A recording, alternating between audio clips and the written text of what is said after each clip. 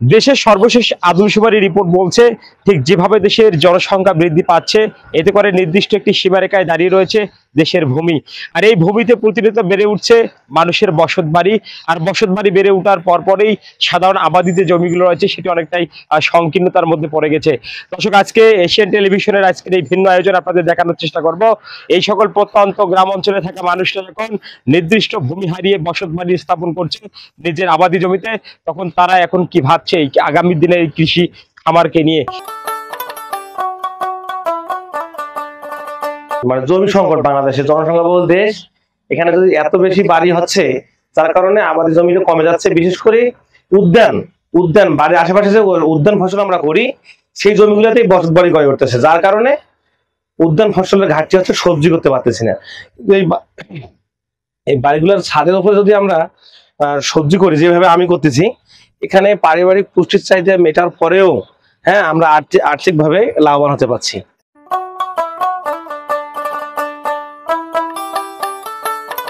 সর্বশেষ আদমশুমারি রিপোর্ট অনুযায়ী প্রতিনিয়ত দেশের জনসংখ্যা বৃদ্ধি পাচ্ছে, কিন্তু ভূমি রয়ে গেছে নির্দিষ্ট সীমার মধ্যে। অতিরিক্ত জনসংখ্যার চাপ সামলাতে দেশের বিভিন্ন প্রান্তে গড়ে উঠেছে অসংখ্য বসতবাড়ি। এর ফলে একের পর এক আবাদি জমি হারিয়ে যাচ্ছে নির্মাণ আর কংক্রিটের নিচে।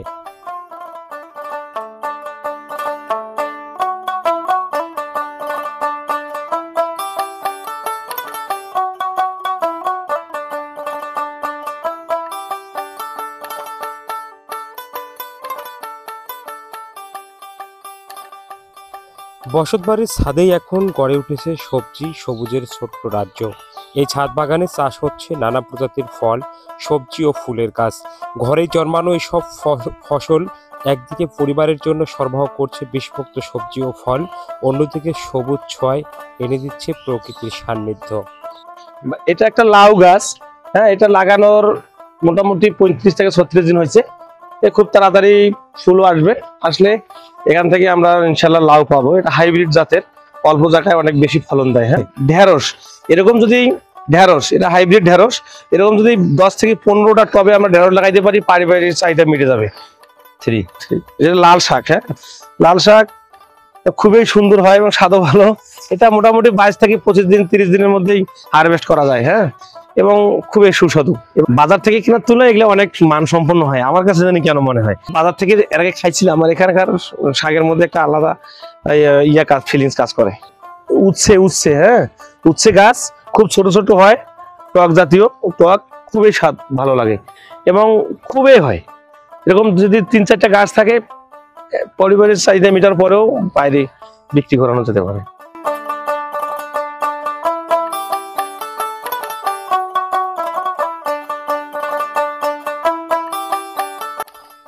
পরিবেশ সচেতন নাগরিকরা বলছেন, ছাদ বাগান কেবল পরিবারের পুষ্টি চাহিদায় মেটাচ্ছেন না, বরং শহুরে জীবনে স্বস্তি এনে দিচ্ছে পরিষ্কার বাতাস, শীতলতা এবং মানসিক প্রশান্তি।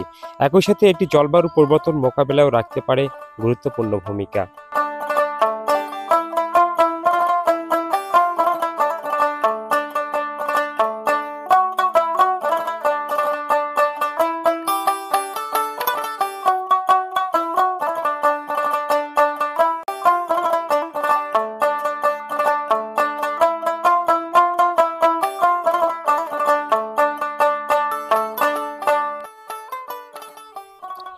বিশেষজ্ঞরা মনে করেন, যদি এই উদ্যোগ দেশব্যাপী ছড়িয়ে দেওয়া যায় তবে নগরায়নের নেতিবাচক প্রভাব অনেকটাই কমানো সম্ভব হবে।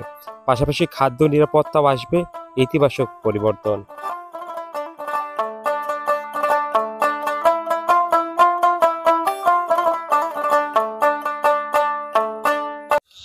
আমরা যখন থেকে এই ছাদ নতুন করেছি তখন থেকে আমার ইচ্ছে ছিল ছাদ বাগান করার। ইনশাল্লাহ আমি আমার বাবার সহযোগিতা পেয়েছি এবং আমি অনেক খুশি। আমরা এই ছাদ বাগান থেকে বিষমুক্ত আম, পেয়ারা, কাঁচামরিচ, ড্রাগন ফল খেতে পাই। দর্শক, ঠিক আপনারা এতক্ষণে শুনেছেন যে একজন নবীন মানুষের যে উদ্যোক্তা মানুষ, যে যার গল্পের কথা আপনারা এতক্ষণ শুনেছেন, ঠিক এই ছেলেটি তার বাবার স্বপ্নে এবং বাবার ইচ্ছা শক্তির নিমিত্তে নিজের ইচ্ছা শক্তিকে জাগ্রত করেছেন এবং যার ফলে বাবার সার্বিক সহযোগিতা পেয়ে গড়ে তুলেছেন এই ছাদ বাগান। আর এই ছাদ বাগান থেকে প্রাপ্ত যে ফল যে উৎপাদন রয়েছে, সেই উৎপাদনের নিমিত্তে এখান থেকে প্রাপ্ত বিষমুক্ত যে ফল, সেই ফল প্রতিনিয়ত খাচ্ছেন তার পরিবারের সদস্যরা মিলে, যেমনটি তিনি আমাদের নিশ্চিত করেছেন। ঠিক আপনাদের একটু জানিয়ে রাখবো, প্রত্যন্ত গ্রাম অঞ্চলগুলোতে গড়ে ওঠা বড় বড় দোলানপাড়ার অন্তরালে হারিয়ে যাচ্ছে আবাদি কৃষির জমিগুলো।